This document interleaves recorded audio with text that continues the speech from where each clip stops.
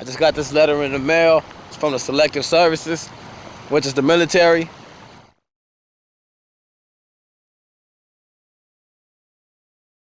And they're like, hey, join all of this stuff, you know what I'm saying? They got all my personal information. I'm like, how y'all get my date of birth, social security number, and all of that, you know, so.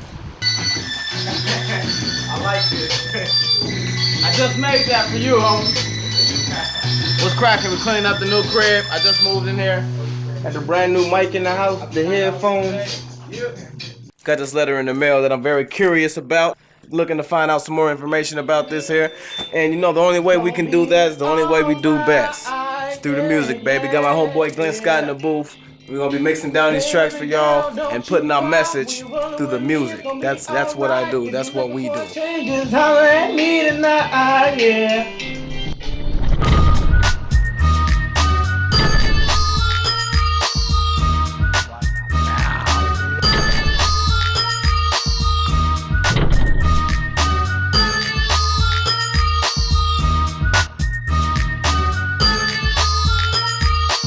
So what Youth Against War and Racism is trying to do, and what other organizations across the country are trying to do, is every time the recruiters show up to your lunchroom or to anywhere to set up a counter-recruitment table, to say what they tell you, you shouldn't always trust that. Here's the other side of the story.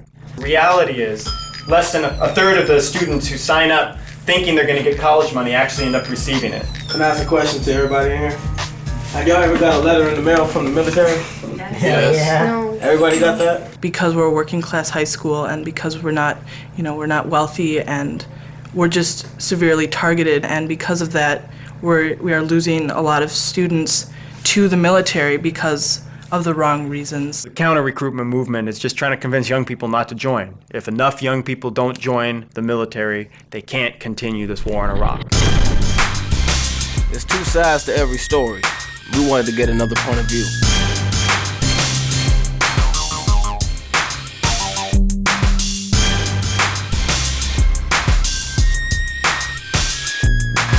We're not out there trying to harass people and pressure them into doing anything they don't want to do. Our job as recruiters are to find the people who are actually interested in the United States Army. Right.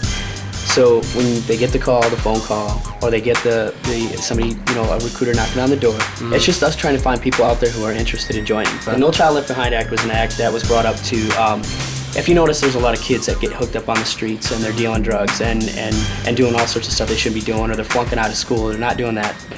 I know I was homeless when I was 15 years old. I lived my whole life.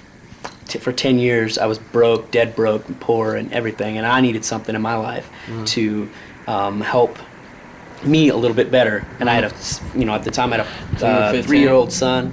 15? I was 15. I moved out of my house when I was 15 years old. I didn't have a house for almost 2 years. I basically lived from friend to friend to friend, bouncing between places. This act was provided to the United States military and Army so that public offices would be able to release the information on students that are still in school and things like that, so that we are able to contact them to better teach them about the Army.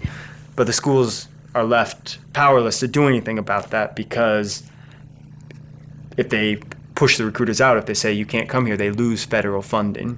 And that's all what No Child Left Behind has done. I'm just sick of, the lies that they have told people in the past and are still telling people. Do military recruiters really lie to kids? We wanted to find out. This is how we're gonna do the setup. We're gonna take one of these video cameras here, right? Mini DV. So it's gonna go under here. Blam. So she ain't gonna see that. Unless she's smart enough. We're gonna take the camera that you're viewing me on. We're gonna put that in that box. Coming out that peephole. We asked the same questions to two different recruiters. Corporal Holinsky and another recruiter that we caught on a hidden camera. Here's what they said. How are you doing today? I'm doing good. Just got out of school. And it's Need something to September. drink? Water's fine. Water? I got orange juice. Can I go platinum? Can I sell a platinum album and get out? Seriously though. In the Army? No, yes. In the Army, you want to sell a platinum record? Yeah, but that's what I'm into. So what you're saying, just skip the Army, so want to get out and go do that? That's what you're saying? Oh yeah, kind of just wanna. You joined the Army for 3 years, right? Mm-hmm. And after 1 year, you decide you don't want to do it anymore and you just want to go platinum and you're going to get out. there's consequences for your actions for breaking your contract with the Army. I don't know, man. You know, I might want to freaking make an album and then go platinum. You can do that.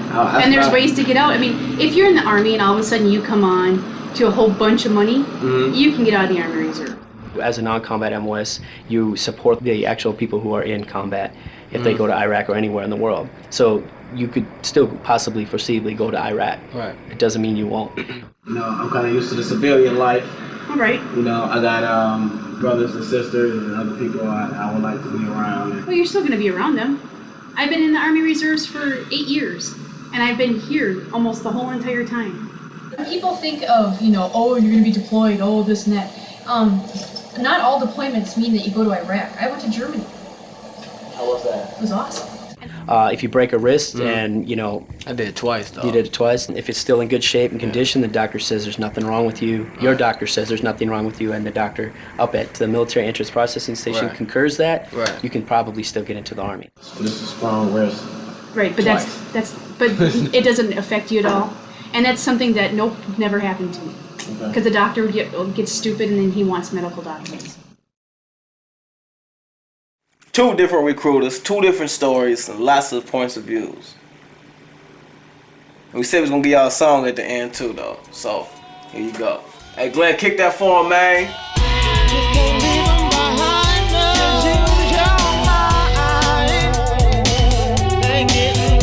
Nobody's knocking on their door saying you're going into the United States Army. Right. Again, that's ultimately their decision. Their choice. It's their choice. Right. You say no, you say no. It's as simple as that.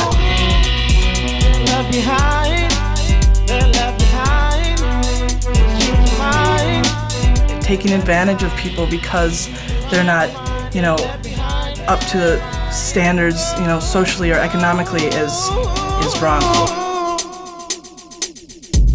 And I want it to stop in my high school. See, right here, this was a snippet for y'all, but next time we're gonna come back and go even deeper.